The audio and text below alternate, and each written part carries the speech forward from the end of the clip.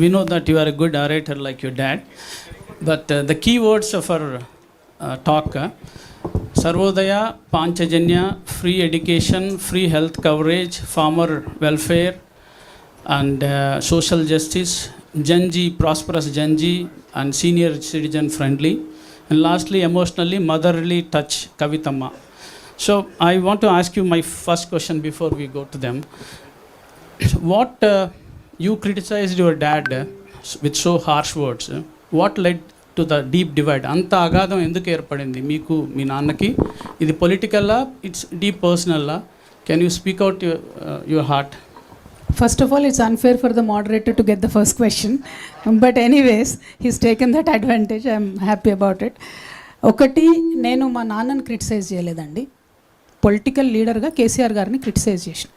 BRS party అధ్యక్షులు గౌరవనీయులు పెద్దలు కేసీఆర్ గారిని క్రిటిసైజ్ చేసిన తప్పితే మా నాన్న కేసీఆర్ని నేను తిట్టలేదు.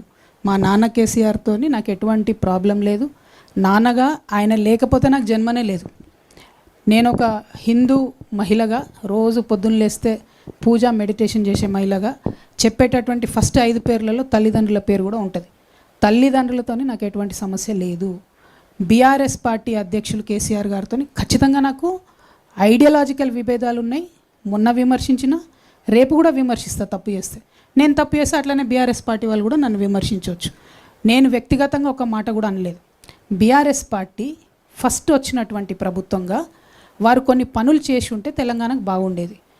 ఆ పనులు చేయకపోవడం వల్ల ఏమైంది? ఒక కాన్సెప్ట్ ఉంటుంది సుధాకర్ రెడ్డి గారు, లాస్ట్ ఆపర్చునిటీ కాస్ట్ అంటారు దాన్ని.